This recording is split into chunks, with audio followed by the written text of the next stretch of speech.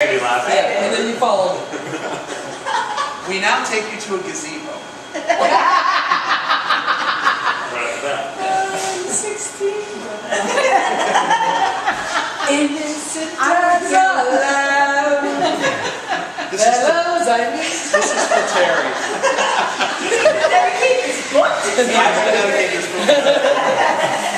On our way to the gazebo, Lisa Von Trapp decided to practice her human-to-bat transformation. She came to a stop under a big tree, then after making sure that she was unobserved, took a deep breath, closed her eyes, held her nose, puffed up her cheeks as if she were trying to pop her ears.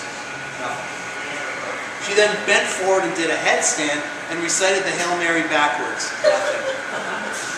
She then did 20 push-ups, and they were boy push-ups, mind you. Nothing.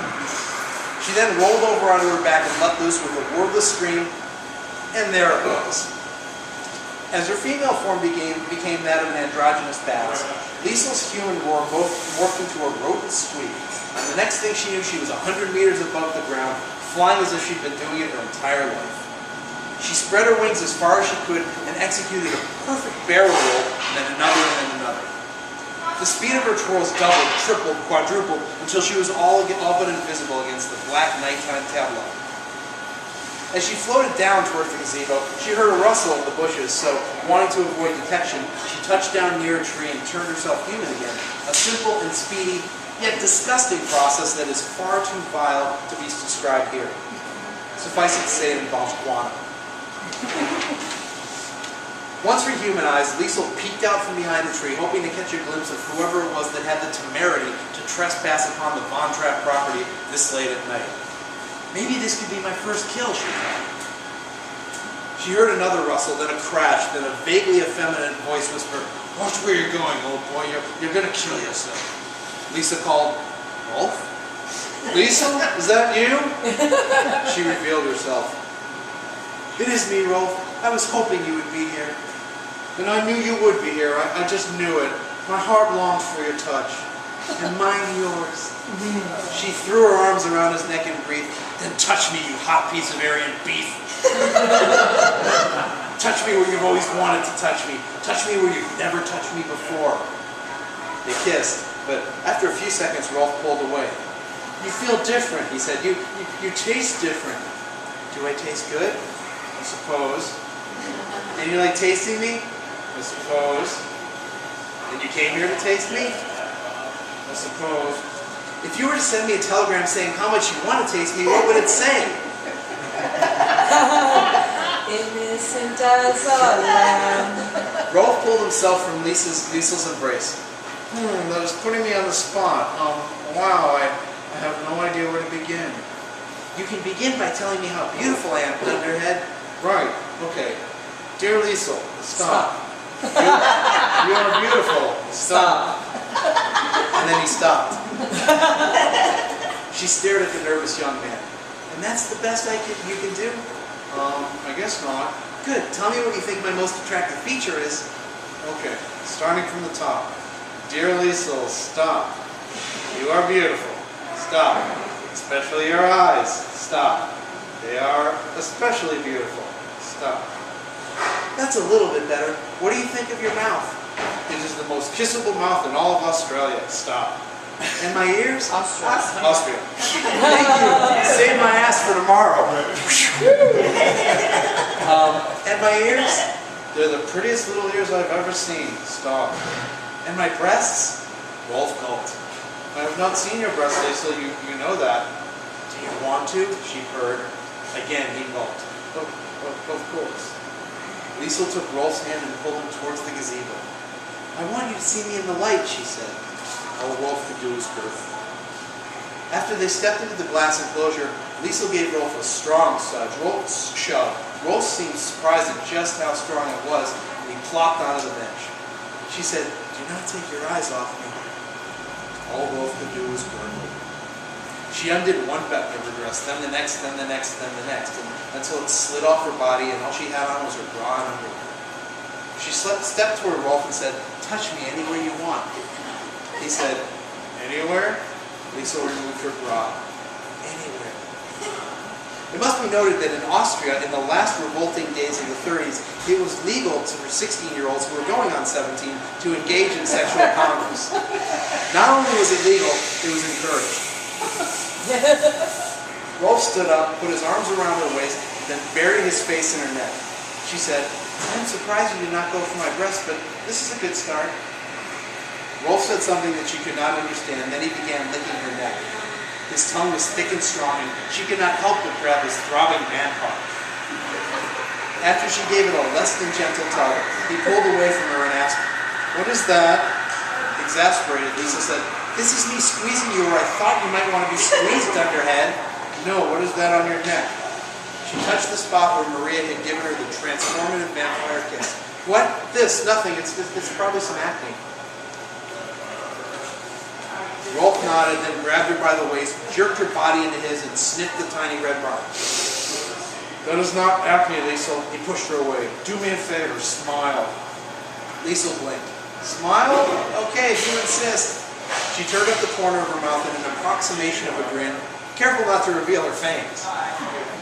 With a never-before-heard sense of manliness in his voice, Rolf said, "Show me your teeth, Liesel." His eyes thinned, his erection softened, and his voice dropped to a menacing whisper. "Show me your teeth now." In an attempt to distract him, she said, "Did you know that in Austria it's legal for a 16-year-old to fornicate? Being that I am 16 going on 17, I'm legal. If we get caught making love, we would not be in serious trouble. For that matter, we would be celebrated, so we do not have to wait. I want you to write on my page. I'm on the brink, Rolf, the brink, and I know that you know what I mean by on the brink. Despite what you or others may think, I am not unprepared to face a world of men.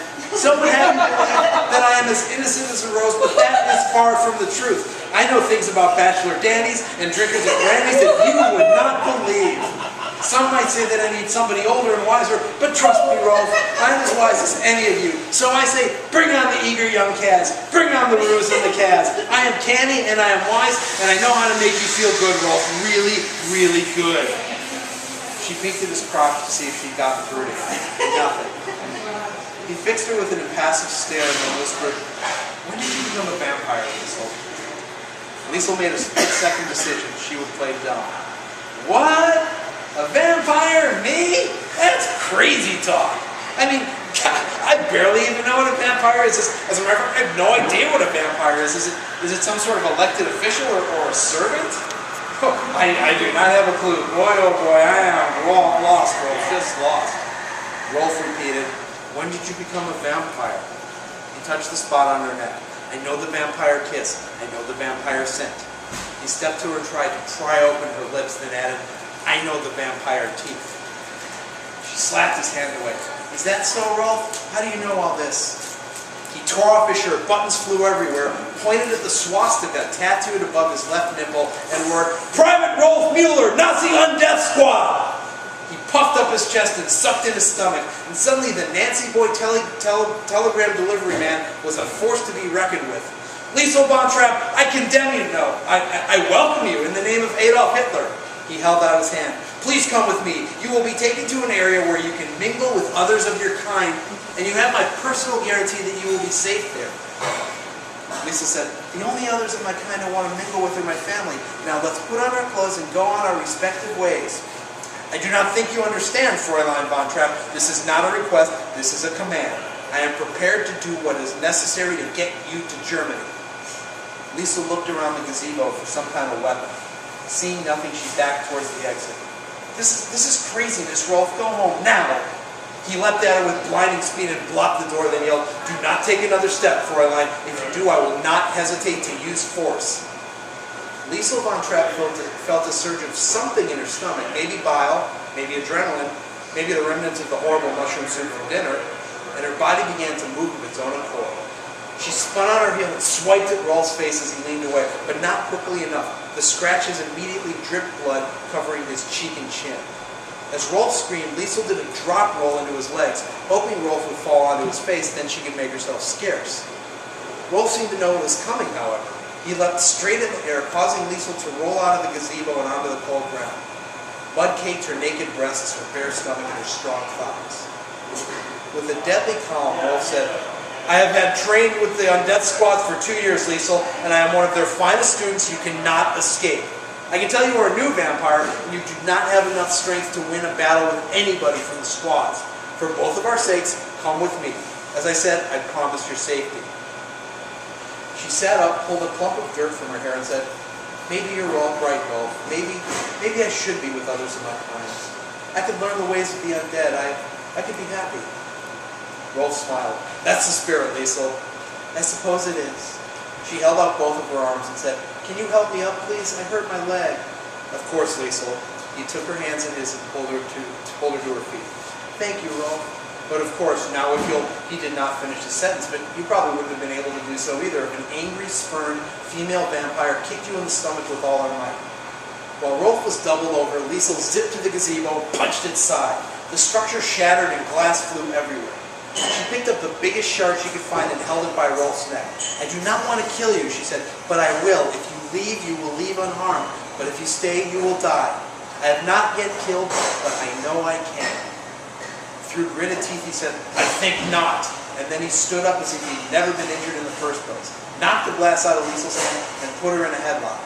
Without thinking, Liesel roared, I have confidence in me! Then stomped Rolf as hard as she could, which, now that she had otherworldly vampire strength, was pretty darn hard. Rolf growled and lost his grip on Liesel's neck.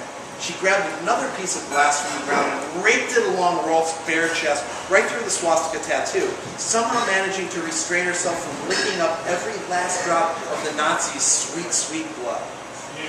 He staggered backwards and crashed headfirst into a tree, then emitted a tiny grunt and fell face down unconscious. Liesel sat down on the edge of the gazebo, not even feeling the broken glass digging into her backside. She gulped and panted, her naked, mud-coated breasts seething rhythmically. As she stared sadly at Rolf's unmoving body, she whispered, that's right, Rolf. I have confidence in you.